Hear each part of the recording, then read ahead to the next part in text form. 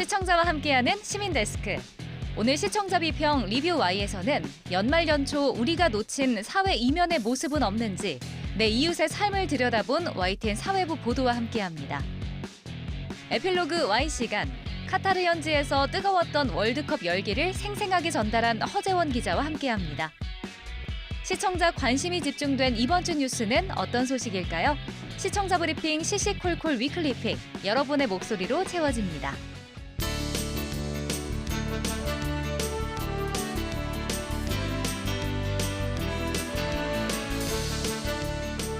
시청자 여러분 안녕하십니까? 김영수입니다. 겨울이 되면 외투가 두꺼워지면서 낙상사고 발생률이 높아질 수밖에 없습니다. 어른 아이 구분할 것 없이 발생하는 사고이니만큼 각별한 주의가 필요하겠습니다. 눈이 많이 쌓인 날에는 외출을 자제하는 게 좋겠고요. 불가피한 경우 운동화 같은 낮은 굽을 신으시기 바랍니다. 또 요즘 스마트폰 보면서 걷는 분들 많습니다. 낙상사고 지름길이라고 하니까요. 조심하셔야겠습니다. 당분간 추운 날씨가 계속된다고 합니다. 사고 예방을 위해서라도 더 주의해 주시길 바랍니다. 건강한 겨울나기를 위해 안전예방법 꼭 실천해 주시기를 당부드리면서 오늘 시민데스크는 시청자 비평 리뷰 Y로 시작하겠습니다.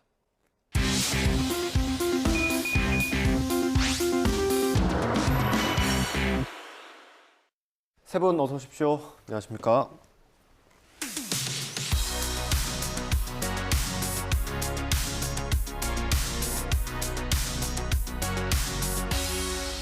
네, 시청자 비평 리뷰 Y 시작하겠습니다. 먼저 이혜수 시청자 평가원께서 꼽아주신 오늘의 주제부터 들어보겠습니다. 2022년도 2주째 남지 않았습니다.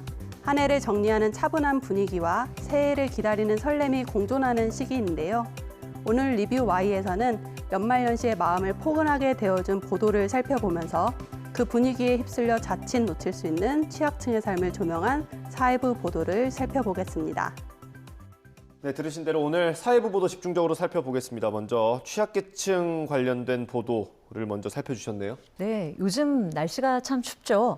날씨뿐만 아니라 경제도 민생도 참 냉랭하다는 요즘입니다. 사실 요즘 같은 시기야말로 우리 사회 곳곳에 대한 우리 모두의 세심한 관심이 더 필요한 때가 아닌가 싶은데요. YTN 사회부 보도의 역할, 바로 그것이겠죠. 오늘은 사회부 보도 가운데 보건, 복지, 노동, 재난 이외에도 따뜻한 보도들에 한번 주목을 해봤습니다. 네. 자, 이런 보도들의 대표적 사례 짐작이 가시나요? 나눔이나 기부 보도가 있습니다. 백도를 향해 사랑의 온도탑 제막, 나눔의 의미는 보도는 사랑의 온도탑 소식, 이렇게까지 자세하게? 라는 생각이 들 정도로 아주 구체적이었습니다.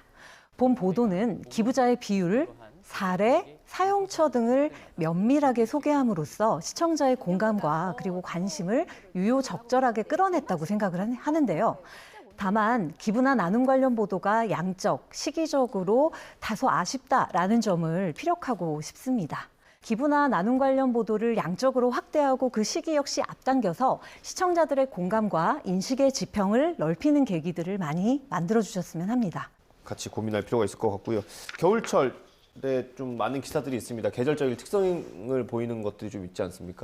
네, 강추위 그리고 화재 등 재난 보도죠. 때이른 강추위 관련 보도가 굉장히 눈에 띄었는데요. 12월 1일 보도에서는 강추위에 갑작스레 늘어난 전기 사용량으로 과부하된 낡은 변압기로 인한 정전 사태를 다루고 있습니다. 춥고 건조한 이맘때의 불청객, 화재 관련 보도도 눈에 띄었는데요. 12월 5일 보도에서는 비닐하우스, 가정집, 산림 등에 발생한 다양한 화재 상황을 보도하고 있습니다. 이런 추위, 화재에 대해서 이런 보도들이 경각심을 전달한다는 점에서는 굉장히 의미가 있다고 볼 수 있습니다. 하지만 안전, 재난 관련 상황에 효과적으로 대비할 수 있는 방안의 제시는 좀 다소 미흡했다는 점이 좀 아쉬웠습니다. 네. 또 겨울철 보건 의료 보도도 있었는데요. 겨울철 불청객, 노로바이러스 급증, 영하 20도에도 생존 보도가 있었고요. 추울 때 어르신들에게 잘 생긴다고 알려져 있는 뇌졸중에 대한 오해를 소개하고 있는 보도 등이 눈에 들어왔습니다. 특히 12월 14일 뇌졸중, 겨울만 위험, 운동 과다 청년도, 뇌졸중, 고위험 보도는 뇌졸중이 노년층뿐 아니라 젊은 층에서도 발병하고 이 경우 과도한 운동이 원인이 된다는 점이 굉장히 흥미로웠습니다. 네. 정보가 참신한 것은 물론 젊은 시청자들에게 굉장히 유용한 정보라는 생각이 들었고요. 네. 제 경우에도 운동 매니아 지인이 있어서 이 내용을 공유하기도 했습니다. 네. 이어서 복지 사각지대를 조명한 보도도 살펴주셨네요. 어떤 게 있었습니까? 네, 언론은 잘못된 정책을 견제하고 시민들에게 알리는 임무를 가지고 있습니다. 그 역할에 충실한 보도를 골라봤는데요. 우선 일가족 비급 반복되는데 전담 인력, 지원 문턱 한계는 여전 보도를 살펴보겠습니다. 이 보도는 정부가 내놨던 복지 사각지대 발굴과 지원 체계를 점검하고 있습니다. 생활고로 극단적인 선택을 했던 송파 세모녀 사건 이후에 정부는 단수나 단전 등 고위험 가구를 파악할 수 있는 정보를 33종에서 44종으로 늘리겠다고 밝혔는데요. 그러나 YTN은 사각지대 발굴이라는 대의로 더 많은 정보를 모으는 것이 해결책이 되지 않음을 비판하면서 공공부조의 선정 기준이 지나치게 까다로운 현실과 턱없이 부족한 공무원 수 등을 일목요연하게 정리해 주었습니다.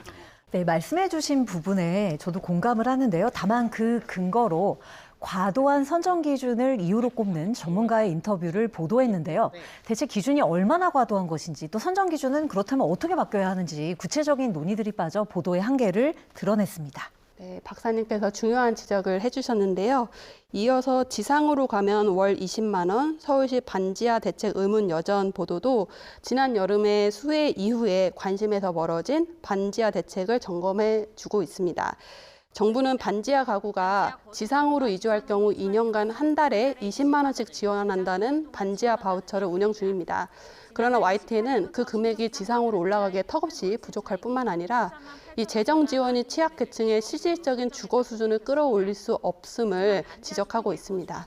물리적 반지하를 없애는 것에만 집중하는 한계도 전문가의 의견을 통해서 제시해 주었는데요. 사고 발생 이후 시간이 많이 흘렀지만 후속 보도를 통해 제도적 맹점을 끈기 있게 제기한 좋은 보도라고 할 수 있겠습니다.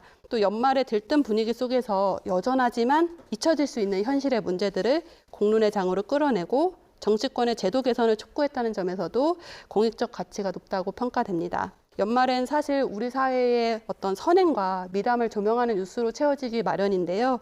그보다는 이 소외된 삶을 소외되지 않도록 시선을 붙드는 것, 그것이 언론이 할 수 있는 마땅히 해야 할 따뜻한 시선이 아닐까 생각합니다.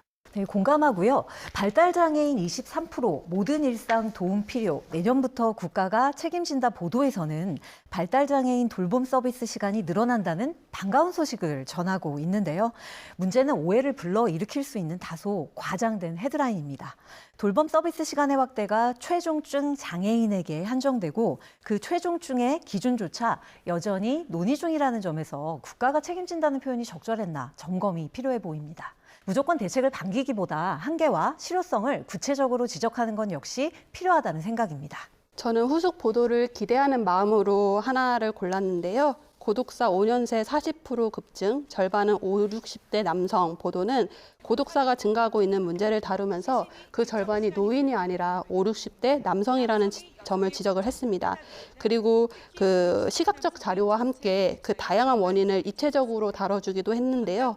한 해가 마무리되는 시점이긴 하지만 새해에도 이 주제가 계속 다뤄졌으면 합니다. 영국 행정기관의 고독부가 신설될 정도로 최근에 많은 국가가 외로움을 공공보건의 의제로 다루면서 대책을 마련하고 있는데요. 한국도 예외는 아닐 거란 생각입니다. 현재의 문제는 YTN이 정확하게 전달을 했으니 이 심층적인 문제 점검과 해결 방안에 대한 후속 기사가 필요하다는 생각입니다. 네. YTN이 개인의 감정이 아닌 사회적 문제로서 고독이란 주제를 지속적으로 다뤄주길 바랍니다. 네, 후속 보도가 조금 필요할 것 같습니다. 정보를 좀 더하는 차원에서 실장님께서 덧붙여 주시면 좋겠습니다. 네, 무엇보다 언론의 역할이 이런 취약계층을 배려하고 또 이런 것들의 또 문제점을 지적하는 것을 해야 된다라는 그 말씀에 굉장히 공감을 하고 또 책임감을 더 느끼게 됩니다. 그리고 또 이제 정부나 당국에서는 그런 새로운 대책이 나오면 홍보하는 데 치중을 하는데 저희 입장에서는 정책의 허점이 있는지, 그다음에 현실과 과연 맞는지, 제목을 뽑을 때도 신중해야 되고 정확해야 된다는 말씀도 굉장히 공감을 합니다. 이게 물질적으로 풍요로워지고 또 어떤 사회가 발전하지만 그 어떤 계층 간의 격차는 계속 존재하고 또 사람들은 이제 심리적인 안정감이나 존중감 같은 것을 원한다 이렇게 생각을 하거든요. 그렇기 때문에 아까 말씀하셨던 그 공동체 의식이 중요하다는 말씀에도 굉장히 공감을 합니다. 저희 입장에서는 후속 보도도 잘 해야 되겠고요. 또 심층적인 보도도 해야 되겠는데 이걸 다 하기 어렵다면 작은 좋은 일, 작은 이야기라도 좀 자주 보도하는 거 그런 것이 이제 뭐 약한 사람을 배려하고 그늘져 있는 사람들의 어떤 아름다운 이야기랄까요? 그늘져 있는 사람들을 또 북돋아주고 또 숨겨져 있던 아름다운 이야기를 찾아내서 좀 작지만 자주 보도하는 것 이런 것이 굉장히 현실적으로 개선책이 아닌가 저는 그런 생각을 해봤습니다. 예. 최근에 노동계 쪽의 기사도 굉장히 많았거든요. 어떻게 보셨어요? 네, 이번 비평에서는 말씀하신 대로 기존 보도를 이어가는 특히나 후속 보도가 눈에 띄더라고요. 노동 보도 중에. 그래서 이 노동 문제를 심층적으로 들여다보는 보도들의 각별히 눈길이 갔습니다. 고 김용균 4주기 죽음의 외주화 벨트는 멈추지 않았다. 보도는 김용균 씨 사건 이후에도 여전한 노동자 사망 사건들을 소환하며 중대재해처벌법이 시작된 지 사실 10달이 지나가고 있죠. 그럼에도 불구하고 여전히 이와 같은 사건들이 벌어졌을 때 솜방망이 처벌에 그치고 있다는 점을 뼈아프게 지적하고 있습니다. 아울러 YTN의 죽음의 급식실 보도 기억하시죠? 예, 이 보도가 2021년 8월 보도로 기억하는데요. 근데 최근에 이제 급식실 노동자 폐암, 일반 여성의 35배, 환기 설비 시설 개선은 언제라는 후속 보도는요. 검진 결과 급식실 노동자들의 폐암 의심률이 일반 여성에 비해 무려 35배에 달한다는 충격적인 내용을 전하고 있습니다. 이런 충격적인 결과가 무색하게 환기시설 구축은 여전히 행정적인 가이드라인에 머물고 있을 뿐 실제적인 구조 개선 공사로 이것이 이어지지 못하고 있다는 점을 본 보도가 비판을 하고 있는데요. 이것은 매우 바람직한 저널리즘의 사례라고 생각합니다. 단순 노동계 보도라고 분류하기는 어려울 것 같은데요. 소아과 전공의 지원율 10%대 진료체계 붕괴 조짐 보도도 살펴보았습니다. 전공의 부족은 소아 청소년의 의료 공백으로 이어져 심각한 문제라고 생각이 됩니다. 굉장히 중요한 이슈고 YTN에 의제를 던진 만큼 이 문제 역시 심층적으로 조명했으면 합니다. 덧붙여서 이번 보도는 의료진의 입장에 맞춰서 대안을 모색하고 있는데요. YTN에서 의료 공백이 가져올 시민들의 피해, 사회적 문제, 좀 더 거시적이고 다각적인 면을 지속적으로 다루면서 사회적 공론화를 시작해 주시길 바랍니다. 사회부가 기자를 처음 시작하면 가는 곳이고요. 그만큼 많이 일을 하지 않습니까? 네. 예. 어떻습니까? 사회부가 사실 중요합니다. 그러니까 정치부나 경제부는 굉장히 분석을 하고 또 일어난 일을 해결하는 곳이라면 사회부는 일이 일어나는 곳이거든요. 그러니까 작은 사건이나 사고도 그 원인이 있고 그 이면에 그 구조적인 문제가 있을 수가 있는데 지금 두 분이 말씀하신 예를 들어 노동 문제라든지 또 전문의 편중 문제가 그런 것 같습니다. 이거 말고도 뭐 기후 변화 문제, 지방 소멸 문제 이런 것들이 사실 굉장히 심각한 문제인데 잘 느끼지 못하는 거라고 생각합니다. 그래서 저도 이런 문제를 이렇게 지적해 주실 때마다 굉장히 의미 있고 중요한 문제인데 잘 다뤄지지 않는 것이 좀 문제라고 생각을 했습니다. 제가 생각할 때는 이거를 언론사가 책임감 있게 기승전결을 다 다루면 좋겠지만 저희가 사실 또 그렇게 하기에는 한계가 있기 때문에 저희 입장에서는 이거를 사안이 발생했을 때 아까 같이 그런 이제 그 전문의 편중 문제, 그다음에 이제 그 급식실에 근무하는 분들이 폐암 의심률이 35배다라는 이런 뉴스가 나올 때 이걸 굉장히 현장성 있게 보도하는 것, 그것이 굉장히 중요한 것 같습니다. 이게 왜 문제가 되고 이게 얼마나 큰 문제인지를 실질적으로 이게 남의 문제가 아니라 나의 문제이고 내 가족의 문제일 수 있다는 것을 지적해 주는 것, 이런 쪽으로 좀 보도가 발전해 갔으면 하는 게 저희 생각입니다. 네, 알겠습니다. 실장님 첨언까지 들었고요. 오늘 리뷰 Y 내용 정리해 보겠습니다. 이것만은 꼭 시간입니다. 평가원님부터 들어보겠습니다. YTN 사회적 약자의 따뜻한 시선 주는 언론이 되길. 여기서 언론의 따뜻한 시선이란 미담식 보도를 의미하는 건 아니겠죠. 잘 보이지 않고 들리지 않는 사회 취약층의 문제에 시선을 던지고 공론화하고 궁극의 실질적인 정책 수립에 환류될 수 있도록 YTN이 최선을 다해 주시길 바랍니다. 보도는 냉철하고 객관적인 팩트로 이루어져야 하지만 그 시선은 따뜻함을 유지해야 할 것입니다. 그래야 더 나은 사회를 위한 저널리즘의 목적을 이룰 수 있습니다. 네, 다음 김지연 박사님 한 줄 평 들어보겠습니다. 네, YTN 사회부 보도의 난방 온도 더 높였으면. 늘 그렇듯 건강을 지키고 에너지를 절약하기 위한 적정 실내 온도 유지 매우 중요합니다. 다만 우리 사회에 온기를 불어넣는 언론의 난방 온도만큼은 올겨울 100도씨를 유지했으면 합니다. 우리 사회 그늘진 곳을 비추고 밝은 곳은 더욱 드러내는 아름다운 언론의 역할, YTN 사회부 보도에 기대합니다. 네, 알겠습니다. 오늘 리뷰와의 순서는 여기서 마치도록 하겠습니다. 세 분 오늘 말씀 잘 들었습니다. 감사합니다.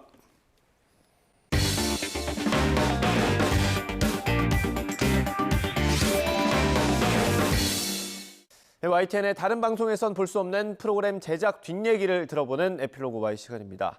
오늘은 카타르 도하 현지에서 월드컵 소식을 전한 허재원 기자와 함께합니다. 못다 전한 취재 비하인드 지금 바로 만나보시죠. 우리 모두의 가슴을 뛰게 한 카타르 월드컵이 대단원의 막을 내렸습니다. 12년 만에 기적 같은 16강 진출로 잊지 못할 월드컵이 됐는데요. 뜨거운 현장에서 피부로 느낀 열기는 어땠을까요? 현장에서 못다한 이야기부터 가장 기억에 남는 순간까지 카타르 도하에서 YTN 허재원입니다. 오늘 에필로그 Y 시간 스포츠부 허재원 기자와 함께합니다. 네, 어서 오세요. 안녕하세요. 네, 반갑습니다. 카타르 월드컵 아마 우리 국민이라면 이번 경기가 더 드라마틱했을 것 같습니다. 근데 우리 허 기자께서는 이제 현장에 계셨으니까 좀 더 남다르셨을 것 같은데 어떠셨어요? 저는 스포츠 기자 생활을 오래 하긴 했는데 월드컵 현장 취재는 이번이 처음이었거든요. 직접 가서 우리나라 선수들의 투혼을 눈앞에서 보고 나니까 정말 평생 잊을 수 없는 한 장면이 됐지 않았나 그런 생각이 많이 듭니다. 저는 TV로 경기를 볼 때마다 대한민국 응원하는 소리가 굉장히 크게 들렸거든요. 화면에도 많이 비추기도 했고 실제로 거기 분위기는 어땠나요? 카타르가 우리나라 교민이 2,000명 정도라고 해요. 그러니까 교민이 많은 나라가 아니죠. 네. 그리고 이번 월드컵에 우리나라 일반 응원단이 카타르로 건너가기가 굉장히 까다로웠어요. 그 비자 같은 거를 받아야 되고 티켓이 있어야 호텔 예약도 할 수 있고 뭐 그런 여러 개의 과정이 복잡했기 때문에 그래서 많은 원정 응원단이 가지 못했습니다. 그래서 현장에서 봤을 때는 경기당 2,000명 내지 3,000명 정도밖에 우리나라 응원단이 없었거든요. 그럼에도 4만 명이 넘게 들어가는 그 운동장에서 2,000명, 3,000명의 우리나라 응원단이 응원 소리는 거의 제일 컸던 것 같아요. 대한민국을 쉴 새 없이 외쳤고 응원 열기만큼은 붉은 악마의 열기가 가장 뜨겁지 않았나 싶습니다. 우리가 3번의 조별리그 그리고 16강전까지 4번의 경기를 치렀는데 허 기자가 직접 꼽아주시는 하이라이트 명장면은요? 뭐 모든 축구 팬들이 동의하시겠지만 포르투갈과의 H조 조별 예선 마지막 경기 후반 추가 시간에 터진 황희찬 선수의 역전골이 터진 그 순간이 가장 극적인 순간이 아니었나 싶습니다. 근데 저희가 이제 TV로 보면서 사실 마음 졸이면서 많이 경기를 보긴 했어요. 네. 현장에서 가장 마음을 졸였던 순간이 있다면 언제일까요? 기억나시겠지만 포르투갈전 2대1 승리가 확정되고 나서 우리 선수들이 한 10분 정도 경기장 중앙에서 둥글게 모여서 스마트폰으로 경기를 지켜봤거든요. 맞아요. 그게 우루과이와 가나 경기를 계속 지켜본 건데 우루과이가 한 골만 더 넣으면 우리나라가 1승 1무 1패를 기록했음에도 조별리그선에서 떨어질 수 있는 상황이었죠. 실제로 그때 우루과이가 대단한 맹공을 펼쳤습니다. 한 골이 더 나을 것 같은 분위기였거든요. 그래서 정말 숨도 못 쉬고 그 경기를 마음 졸이면서 지켜봤던 그 순간 그리고 선수들이 모여 있었던 그 순간을 듣고 싶습니다. 가나 골키퍼가 굉장히 잘 선방을 해줬잖아요. 네. 실제로 16강 진출이 확정됐을 때 뭐 현장 분위기는 정말 엄청났었을 것 같은데요. 그때 거의 모든 한국 관중들이 눈물을 흘렸고 선수들이 슬라이딩 세리머니를 했잖아요. 네. 그게 한일 월드컵 때 우리나라 선수들이 4강 진출 확정하고 나서 한 거거든요. 네. 그때 감동이 다시 몰려오면서 굉장히 울컥했던 그런 기억이 있습니다. 이번에 아마 현장 취재하시면서 많은 선수들 인터뷰를 하셨을 텐데 네. 그중에 가장 좀 인상 깊었던 인터뷰가 있을까요?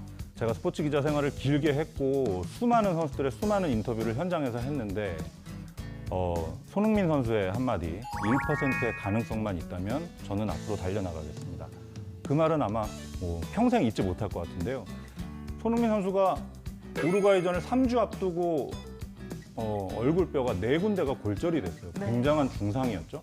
수술 일정도 앞당겨서 하루 먼저 수술을 받았고 특수 제작된 마스크를 제작해서 카타르로 왔습니다. 그때만 해도 경기를 뛸 수 있을지 모두가 확신하지 못하는 상황이었거든요.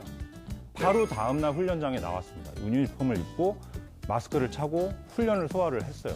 대단한 의지를 보여줬고 그 훈련을 마친 직후에 기자회견장에 들어와서 한 얘기가 1%의 가능성만 있다면 본인은 앞으로 나가겠다. 이런 말을 했는데 우리 대표팀을 움직이게 한 촛불 같은 한마디가 아니었나. 그게 우리 선수들의 투혼을 좀 자극하지 않았나. 그런 영원히 잊을 수 없는 한마디가 아닌가 그렇게 생각합니다. 네. 근데 실제로 현지에서 좀 궁금한 게 손흥민 선수의 그 국제적인 위상은 어느 정도였나요? 며칠 전에 손흥민 선수 부친인 손흥정 씨가 예능 프로그램에 나와서 우리 흥민이 월드 클래스 아니다 이렇게 말씀하신 게 굉장히 화제가 됐는데 제가 전 세계인의 축구 축제 월드컵에서 느껴본 바로는 손흥민 선수 월드 클래스 맞습니다. 전 세계 축구 팬들이 그 카타르에 많이 모이는데요. 서로들 물어봅니다. 너는 어디서 왔니? 라고 이제 다들 물어볼 때 나는 코리아에서 왔다 하면 바로 첫 마디는 어느 팬이건 소니 정말 대단하다. 소니 잘하는 선수다. 이런 엄지척 해주면서 그런 얘기들을 해줬거든요. 그리고 이제 월드컵이 열린 카타르 도하 시내에 저희의 눈길을 끌었던 게 32개국을 대표하는 선수 한 명씩을 뽑아서 대형 사진 걸개를 걸어놨어요. 그래서 손흥민 선수 사진 걸개가 걸린 그 건물이 우리나라 취재진이나 우리나라 팬들에게는 굉장히 명소처럼 성지처럼 돼서 그 앞에서는 해외 팬들도 대단히 기념 촬영을 많이 하는 모습을 볼 수 있었거든요. 굉장히 좀 뿌듯하고 자랑스러운 그런 좀 비하인드 스토리였던 것 같습니다. 근데 이번에 사실 2022 카타르 월드컵이 우리나라뿐 아니라 굉장히 이변이 좀 많은 그런 경기들이 많았던 것 같아요. 그중에 좀 기억나는 경기가 있으실까요? 일본이 2조의 조편성이 됐을 때 32개국 중에 가장 운이 나쁜 조편성이다. 최악의 조편성이라는 평가를 받았습니다.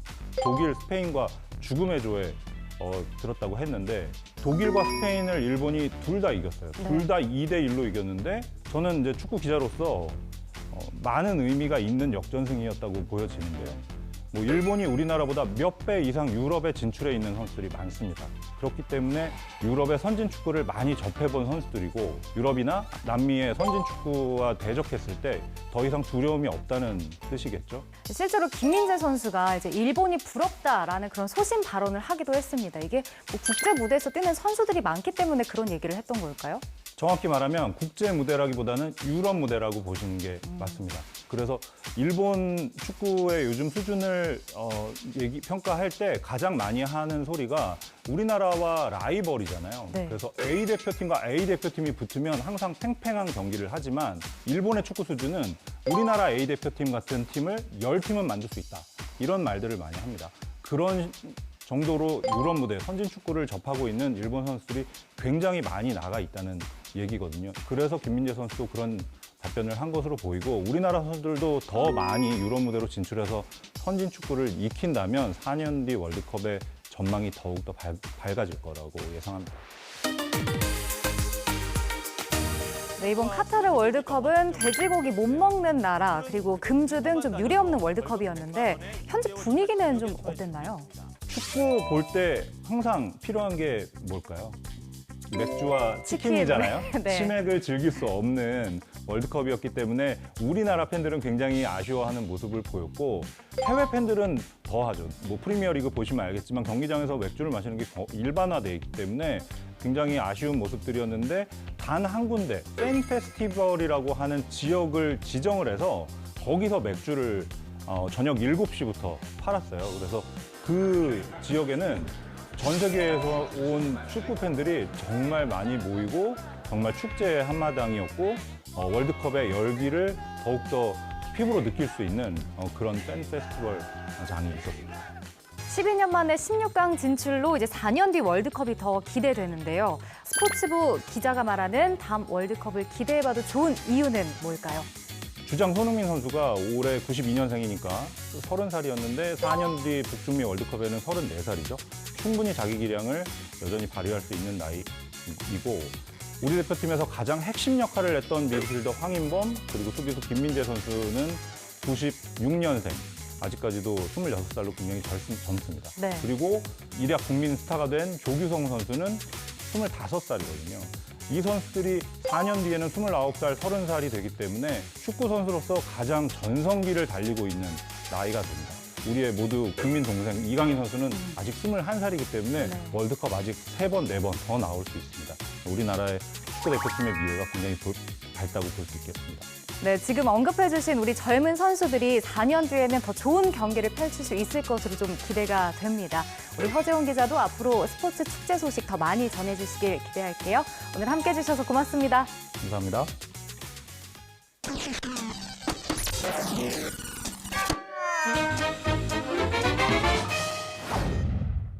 YTN을 통해 방송된 다양한 소식을 시청자와 함께 돌아봅니다. 이번 주 YTN을 뜨겁게 달군 이슈로 준비했습니다. 시청자 브리핑 시시콜콜 위클리 픽입니다. 한국노총 건물에서 일하는 미화원들이 노총 간부로부터 노조 탈퇴를 강요당해 결국 따라야 했다는 제보가 들어왔습니다. 한국노총 건물을 청소하는 미화원들은 지난해 서울 여의도 노총 건물에 들어온 뒤 17년 만에 처음으로 노조에 가입했습니다. 한국노총 산하에 있는 노조였습니다. 복지가 안 돼 있어요. 복지가 안 돼 있고 최저임금만 받고 있어요. 그래서 우리는 노조로 들으면은 그래도 뭐 10대비가 나온다. 그래갖고 이제 그거라도 찾아보자. 이제 그래갖고 노조를 시작하게 됐어요. 그런데 지난 8월 부본부장이 들어오자마자 노조 부총무이던 이모 씨를 콕 집어 여러 차례 녹취하세요라고 외치더니 조합 탈퇴를 요구했다는 겁니다. 뭘 알고 가입하느냐거나 조합원비로 돈을 낭비하지 말고 맛있는 거 사 먹으라는 모욕적인 말도 뒤따랐다고 주장했습니다.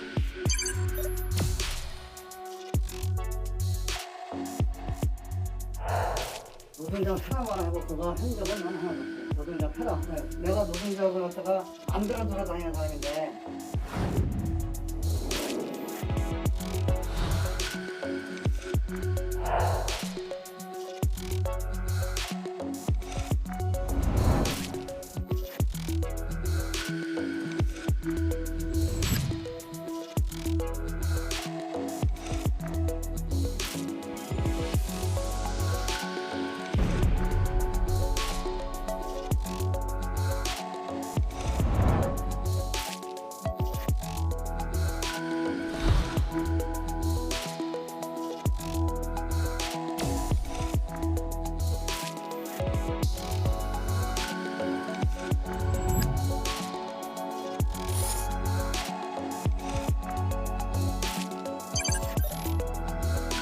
한국노총은 상황을 인지하고 있다며 관련 수사가 진행되면 성실히 임하고 문제가 발견되면 조치하겠다는 입장입니다. 경희대 경영학과의 한 교수가 학생들을 상대로 자신이 활동하는 유튜브 구독을 요구한 뒤 인증하라고 하거나 폭언을 일삼았다는 내부 폭로가 나왔습니다. 해당 교수는 학생들에 대한 친근감의 표시였다며 YTN 취재진에게 해명했는데요. 지난 10일 경희대학교 온라인 커뮤니티에 올라온 글. 강의를 맡은 교수가 자신이 대표로 있는 학술단체의 유튜브 채널을 구독하고 이를 인증할 것을 수강생들에게 요구하고 이 단체가 주최하는 국제회의에 참석하면 참석한 날수에 따라 점수를 부여하겠다고 해놓고 정작 점수는 약속대로 주지 않았다는 겁니다. 출석 입력이 잘못됐다고 문제를 제기했더니 폭언이 돌아오기도 했습니다. 너가 대답을 제대로 안 한 거 아니야. 너가 대답을 했는데 못 들었으면 내 귀가 먹었다는 거냐. 죽을래. 이렇게 말씀을 하셨어요.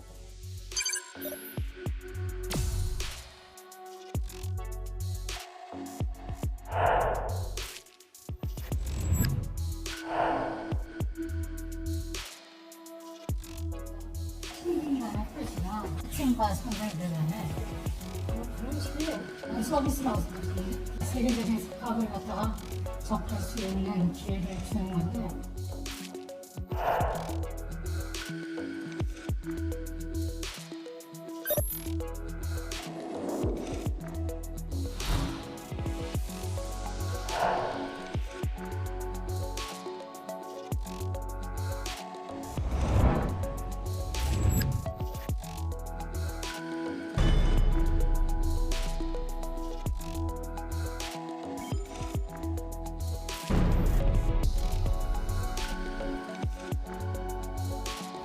애초 고발글이 익명으로 올라와 관련 조사를 진행할 수 없다던 학교 측은 YTN 취재가 시작되자 긴급회의를 연 뒤 학생들과 간담회를 열어 대책을 논의하겠다고 밝혔습니다.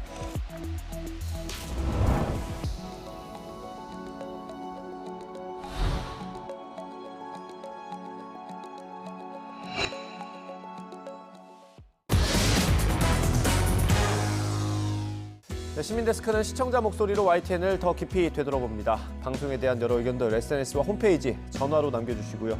네, 저희는 다음 주에 더 소중한 시청자 의견으로 돌아오겠습니다. 시청해주신 여러분 고맙습니다.